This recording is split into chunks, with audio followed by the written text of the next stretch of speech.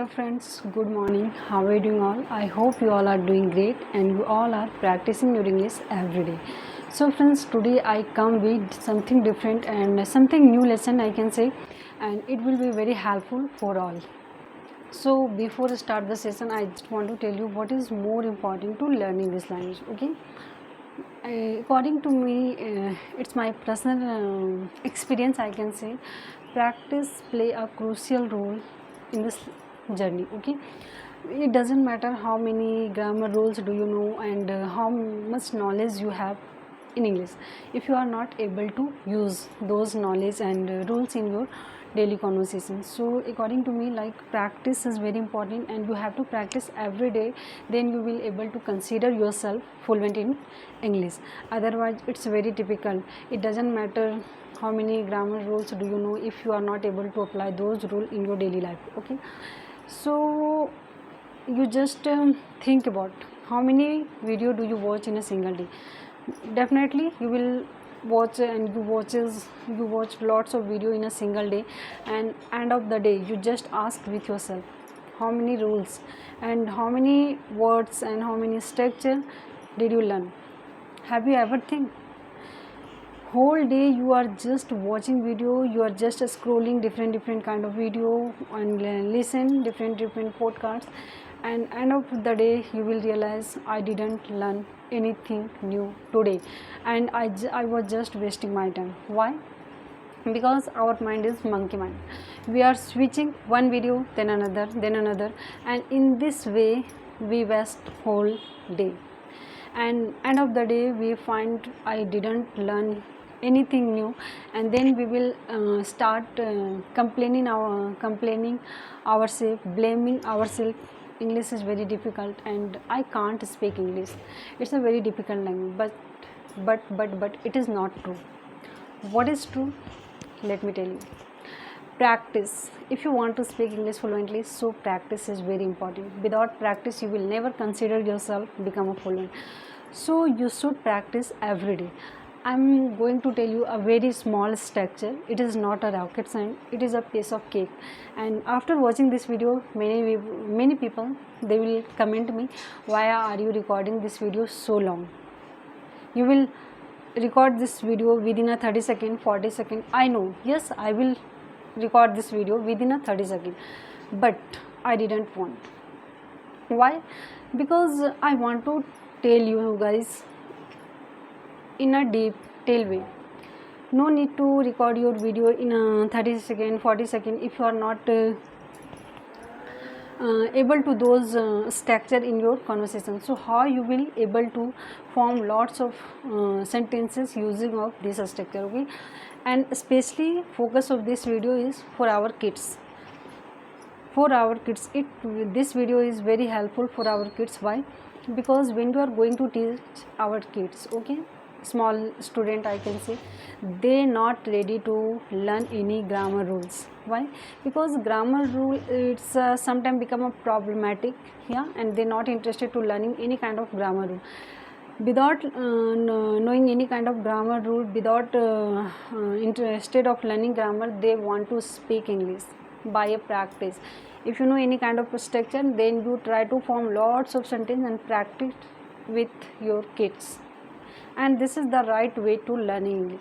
The same thing I am going to do with you all, guys. Please stay connected and watch this video till the very end. Okay, so spoken class 1, आज हमारा day 1 है और मैं इसी तरह से हर एक दिन एक स्ट्रक्चर लेकर आऊँगी और उससे बहुत सारे सेंटेंस फॉर्म करेंगे. ओके, तो आज का हमारा जो टॉपिक रहेगा हैव टू को यूज़ करके किस तरह से हम सेंटेंस फॉर्मिंग कर सकते हैं, किस तरह से अपने बच्चों के साथ ये सेंटेंस को यूज़ करके उन्हें इंग्लिश सिखा सकते हैं, है ना. हैव टू को कहाँ यूज़ करना है, कैसे यूज़ करना है, सारी चीज़ों को देखिए. हैव टू सबसे पहले ये कंपल्सन दिखाता है. कंपल्सन इट मीन्स मजबूरी, किसी भी काम में करने के लिए मजबूरी दिखाता है, तो वहाँ हम हैव टू का यूज़ करते हैं. जैसे मुझे खाना है, मुझे पढ़ना है, मुझे सोना है, तो ये काम बोलने से क्या लग रहा है, इंटरेस्टेड नहीं है लेकिन उसे करना है ना. जैसे बच्चे बोलते हैं ना, मुझे होमवर्क करना है, होमवर्क करना है, तो उसका मन नहीं है लेकिन उसे डर है कि अगर होमवर्क नहीं किए तो टीचर मारेगी। मुझे सोना है, क्यों, अगर हम लेट नाइट टीवी देखेंगे तो सुबह स्कूल भी जाना है, तो नहीं, उसके अंदर डर है कि मुझे सोना ही है, इट मीन्स 10 बज गया सो जाना है ना। यही मजबूरी दिखा रहा है, कंपल्सन दिखा रहा है, मुझे खाना खाना है। अगर उनका मन नहीं है फिर भी खाना है, क्योंकि मम्मी डांट रही है तो उन्हें खाना तो पड़ेगा। आइए देखते हैं यूज़ ऑफ हैव टू को यूज करना है। इसका स्ट्रक्चर क्या है, किस तरह से सेंटेंस फॉर्म करते हैं, लेट्स सी। सबसे पहले हमारा सब्जेक्ट में क्या आता है, ही, सी, इट, आई, यू, वी, दे और एनी काइंड ऑफ नेम, है ना। उसके बाद हैव टू, यहाँ प्लस नहीं लगेगा, have two plus V1 plus object, V1 यानी base form of the verb, ठीक है। उसके बाद जो भी आपका ऑब्जेक्ट है वो ऑब्जेक्ट लग जाएगा, ठीक है, समझ गए।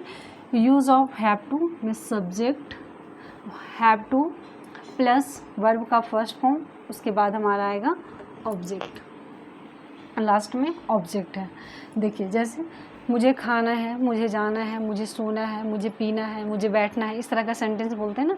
तो आप इस तरह सेंटेंस, खूब सारे सेंटेंस बोलिए अपने बच्चों के साथ और उन्हें अगेन बार बार इस चीज़ को रिपीट कीजिए, क्योंकि जब भी आप कोई सेंटेंस बोले तो तुरंत उसका इंग्लिश बोलिए कि मुझे स्कूल जाना है, मुझे पढ़ना है, मुझे लिखना है, इंस्टेंट वो उसका जवाब देंगे। कैसे, बाय प्रैक्टिस, क्योंकि वो उन्हें पता है कि जब आप बार बार रिपीट करोगे ऑटोमेटिक इस चीज़ को उसका माइंड में फिक्स हो जाएगा, है ना। देखिए मुझे घर जाना है, मुझे घर जाना है, I have to go home, I have to go home. मुझे दादी के साथ बाज़ार जाना है, क्या बोल रहे हैं, मुझे दादी के साथ बाज़ार जाना है, I have to go to market with grandmother, I have to go to market, I have to go to market with grandmother, मुझे दादी के साथ मार्केट जाना है। रीना को खाना बनाना है, रीना को खाना बनाने का इच्छा नहीं है लेकिन उसकी मजबूरी है कि उसे खाना बनाना है, रीना को खाना बनाना है। Reena have to cook food, Reena have to cook food. मुझे दोस्तों के साथ खेलना है, मुझे दोस्तों के साथ खेलना है, I have to play with friends, I have to play with friends. Riya को झाड़ू लगाना है, रिया को झाड़ू लगाना है, Riya have to sweep the floor, Riya have to sweep the floor. मुझे घर का काम करना है, घर का काम में कुछ भी आ सकता है, झाड़ू पोछा बर्तन, है ना, कुछ भी आ सकता है। मुझे घर का काम करना है, I have to do household chores, ठीक है, I have to do household chores. तो आपने देखा किस तरह से हैव टू को यूज करके हम सेंटेंस फॉर्म कर सकते हैं। और फ्रेंड्स यही एक तरीका है, यही तरीका है कि आप ज़्यादा से ज़्यादा प्रैक्टिस करें। दिन भर में बहुत सारे रूल सीखने कोई मतलब नहीं निकलेगा। आप खुद से अपने आप से पूछिए कि अगर आप एक दिन में 4-5 रूल सीखते हैं तो क्या वो 4-5 रूल आप सारे यूज कर पाते हैं। And within a week you will forget, why, because you didn't do any practice, है ना। इसीलिए एक रूल को सीखिए लेकिन उसकी जमकर प्रैक्टिस कीजिए। यही एक तरीका है और बेस्ट तरीका है इंग्लिश सीखने की, है ना। क्योंकि इंग्लिश तो हमारी लैंग्वेज है ही नहीं, तो सीखना तो पड़ेगा ही, क्योंकि आज के डेट में इंग्लिश बहुत इंपॉर्टेंट हो गया। और साथ ही साथ आप अपने बच्चों को भी सिखाइए। Thank you so much. और आपको वीडियो कैसा लगा प्लीज़ आप उसे कमेंट बॉक्स में लिखें और 2-3 नए सेंटेंस आप भी बनाएं, ठीक है। वीडियो देख के नहीं चले जाना है, 2-3 सेंटेंस यूनिक होना चाहिए, नया होना चाहिए और उसे आप कमेंट बॉक्स में लिखें। Thank you so much for watching this video. We will meet again, bye bye.